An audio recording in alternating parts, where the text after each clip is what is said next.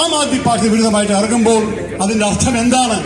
അത് ജനാധിപത്യത്തെ ബാധിക്കുന്ന ഒരു ആക്ഷൻ അല്ലേ? ഞാൻ സുപ്രീം കോടതിയോട് ആവശ്യപ്പെട്ട് കഴിഞ്ഞ് ഇന്നലെ രാത്രി തന്നെ ഞങ്ങൾ പറയട്ടെ, ഇതില് പ്രതിപക്ഷത്തിന്റെ ഏത് പാർട്ടിക്കും അഭിപ്രായ വ്യത്യാസമില്ല. ഇങ്ങനെ മുന്നോട്ട് പോയി കഴിഞ്ഞാൽ നമ്മൾ ജനാധിപത്യമാണോ എന്ന് ചോദിക്കാൻ കൂടി സാധിക്കാം. നന്ദി. ബഹുമാനപ്പെട്ട DCC അധ്യക്ഷൻ ശ്രീ പാലോട് രവി, ഇവിടെ ഇരിക്കുന്ന എല്ലാ UDF നേതാക്കളെ, കോൺഗ്രസ് സഹപ്രവർത്തകരെ, സുഹൃത്തുക്കളെ, മാധ്യമപ്രവർത്തകരെ, ഇത് ശരിക്ക് ഒരു കറുത്ത ദിനം, ശരിക്കും ഒരു കറുത്ത രാത്രിയായിരുന്നു ഇന്നലെ രാത്രി.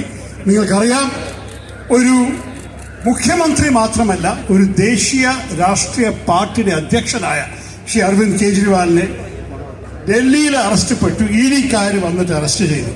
ആ ഒരേ ദിനം കുറച്ച് മണിക്കൂർ മുമ്പ് ശ്രീമതി സോണിയാഗാന്ധിയും കോൺഗ്രസ് പ്രസിഡന്റ് മല്ലികാർജുൻ ഖർഗെയും രാഹുൽ ഗാന്ധിയും ചൂണ്ടിക്കാണിച്ചതായിരുന്നു കോൺഗ്രസ് പാർട്ടിയുടെ ബാങ്ക് അക്കൗണ്ട്സിൽ ഒരു ഫ്രീസ് കൊണ്ടുവന്ന ശേഷം നമുക്ക് സഞ്ചരിക്കാനോ നമ്മുടെ സ്ഥാനാർത്ഥികൾക്ക് സഹായം കൊടുക്കാനോ ഒരു മാർഗമില്ല. ഇത് ശരിക്കും നമ്മുടെ ജനാധിപത്യത്തിനെ ബാധിക്കുന്ന ഒരു അറ്റാക്കാണെന്ന് ഒരു സംശയവുമില്ല, ഒരു ആക്രമണമാണ്. അവരെന്താ ചെയ്യാൻ ആഗ്രഹിക്കുന്നത്? ഈ വിഷയത്തിൽ അവരുടെ ആഗ്രഹം ഇത് മാത്രമാണ്: എല്ലാവർക്കും ഒരേ രീതിയിൽ ഒരേ അവകാശത്തോടെ പ്രവർത്തിക്കാൻ സാധിക്കുന്നത്. BJP ഇലക്ടറൽ ബോൺസും എല്ലാവരുടെയും ഗുണമെടുത്തിട്ട് സുഖമായിട്ട് ജീവിക്കുന്ന സമയത്തിൽ മറ്റേ പാർട്ടികളുടെ ഈ പ്രചരണം ചെയ്യാനും തെരഞ്ഞെടുപ്പിലെ മുൻകായി എടുക്കാൻ ഒരു സാധ്യത കൊടുക്കാതിരിക്കുന്ന ഒരു ശ്രമമാണ്. അത് നമ്മൾ ഒരിക്കലും അംഗീകരിക്കാൻ സാധിക്കില്ല. ഞാൻ നേരിട്ട് പറയട്ടെ, ഒരൊറ്റ ആഴ്ച മുമ്പ് മോഡൽ കോഡ് ഓഫ് കോണ്ടക്ട് പ്രഖ്യാപിച്ചു ഇലക്ഷൻ കമ്മീഷൻ. അതിന്റെ അർത്ഥം എന്താണ്? സർക്കാർ ഏത് തീരുമാനങ്ങളും എടുക്കാൻ പാടില്ല, ഭരിക്കുന്ന പാർട്ടിക്ക് കുറച്ച് അഡ്വാൻറ്റേജ് കൊടുക്കാൻ പാടില്ല. പക്ഷേ രണ്ട് ഗവൺമെന്റ് ഡിപ്പാർട്ട്മെന്റ് ഇറങ്ങി IT കോൺഗ്രസിന് വിരുദ്ധമായിട്ടും ED ആം ആദ്മി പാർട്ടി വിരുദ്ധമായിട്ട് ഇറങ്ങുമ്പോൾ അതിന്റെ അർത്ഥം എന്താണ്? അത് ജനാധിപത്യത്തെ ബാധിക്കുന്ന ഒരു ആക്ഷൻ അല്ലേ?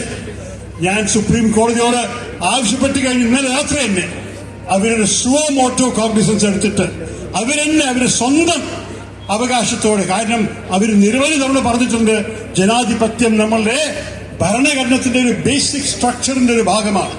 അതുകൊണ്ട് ജനാധിപത്യ വിരുദ്ധമായ എടുത്ത തീരുമാനത്തിന്, ഈ തെരഞ്ഞെടുപ്പിനെ ബാധിപ്പിക്കുന്ന ഈ അറസ്റ്റും ഈ ഭീഷണിയും ഈ ടാക്സ് അക്കൗണ്ട് ഫ്രീസ് ചെയ്യലും എല്ലാം ചെയ്യണത് ഇത് നിർത്തണം. തെരഞ്ഞെടുപ്പ് കഴിയുന്നവരെ അവർക്ക് ചെയ്യാൻ അവകാശമില്ല. ഞങ്ങൾ ഒരിക്കലും പറയുന്നില്ല പ്രതിപക്ഷ പാർട്ടികൾ ആവശ്യപ്പെടുന്നത് ഞങ്ങൾക്ക് തെറ്റ് ചെയ്യാൻ സ്വാതന്ത്ര്യമാണെന്ന്. അതല്ല ഞങ്ങൾ പറയണത്. അഥവാ വരെ തെറ്റുണ്ടെങ്കിൽ നിങ്ങളുടെ അന്വേഷണങ്ങൾ വർഷങ്ങളാണ് നടക്കുന്നുവല്ലോ. ഇന്നലെ കോൺഗ്രസ് പാർട്ടിക്ക് ഒരു ടാക്സ് ഡിമാൻഡ് കിട്ടിയത് 31 വർഷം മുമ്പത്തെ ആയിരുന്നു. അതൊക്കെയാണ് ഇവർ കാണിക്കുന്നത്. അപ്പൊ ഞാൻ പറയട്ടെ, നിങ്ങൾ ഇത്രത്തോളം കാത്തിരിക്കാൻ സാധിച്ചാൽ 2 മാസം കൂടി കാത്തിരുന്നൂടെ? ജൂൺ 4 കഴിഞ്ഞിട്ട് നിങ്ങളുടെ അന്വേഷണമൊക്കെ പൂർത്തിയാക്കിക്കോളൂ. പക്ഷേ ഈ തെരഞ്ഞെടുപ്പ് നടക്കുമ്പോൾ ഒരു മോഡൽ കോഡ് ഓഫ് കോണ്ടക്ട് ബാക്കി എല്ലാ രാജ്യത്തെ എല്ലാവരെയും ബാധിക്കുമ്പോൾ എന്തുകൊണ്ടാണ് BJP നയിക്കുന്ന ചില ഡിപ്പാർട്ട്മെന്റ്സിന് മാത്രം ഇതെല്ലാം ചെയ്യാനുള്ള സ്വാതന്ത്ര്യം? അതുകൊണ്ട് ഞങ്ങൾ ഇവിടെ ശക്തമായി ഇതിനെ എതിരിക്കുന്നു. നമ്മൾ മാത്രമല്ല, നമ്മളുടെ ആം ആദ്മി പാർട്ടികളുടെ സുഹൃത്തുക്കൾ അവിടെ നിൽക്കുന്നുണ്ട്. UDF പാർട്ടികൾ എല്ലാവരും ഇവിടെ ഉണ്ട്. ആം ആദ്മി പാർട്ടിയുടെ അവിടെ നിൽക്കുന്നു. ഞങ്ങൾ പറയട്ടെ, ഇതില് പ്രതിപക്ഷത്തിന്റെ ഏത് പാർട്ടിക്കും അഭിപ്രായ വ്യത്യാസമില്ല.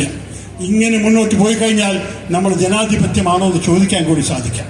അതുകൊണ്ട് ഞാൻ ഒരിക്കലും കൂടി നിങ്ങൾ എല്ലാവരോടും പറയുന്നു, ജനാധിപത്യം നമുക്ക് സംരക്ഷിക്കണമെന്നുണ്ടെങ്കിൽ നിങ്ങൾക്ക് നമ്മളെല്ലാവരും വിശ്വസിക്കുന്ന ഈ തെരഞ്ഞെടുപ്പ് ഒരു ഫ്രീ ആൻഡ് ഫെയർ ഇലക്ഷൻ ആയിട്ട് മുന്നോട്ട് പോകണമെന്നുണ്ടെങ്കിൽ ആ അറസ്റ്റിനെ പിൻവലിക്കണം. ഈ ബാങ്ക് അക്കൗണ്ട് ഫ്രീസിങ്ങിനെ അവർ മാറ്റണം. എല്ലാ പാർട്ടികൾക്കും അവർ കഴിവ് പ്രകാരം സന്ദേശം ജനങ്ങളുടെ ഇടയിൽ എത്തിക്കാൻ സാധിക്കണം. അങ്ങനെ മാത്രമേ ജനാധിപത്യത്തിന്റെ എല്ലാം വെച്ച് അത്യാവശ്യ കാര്യം അത് ജനങ്ങളുടെ അഭിപ്രായങ്ങൾ അറിയാൻ സാധിക്കുള്ളൂ. അതുകൊണ്ട് ജനങ്ങൾക്ക് നിങ്ങൾ വിട്ടുകൊടുക്കൂ. സർക്കാരിനെ ഈ എല്ലാറ്റിലും ഇങ്ങനെ ഒരു ഭീഷണി ചെയ്യാൻ സമ്മതിക്കരുതെന്ന് കൂടി പ്രാർത്ഥിച്ചിട്ട് ഞാൻ ഈ പ്രതിഷേധത്തിന് ഔപചാരികമായി ഉദ്ഘാടനം ചെയ്തു. നന്ദി, നമസ്കാരം, ജയ് ഹിന്ദ്.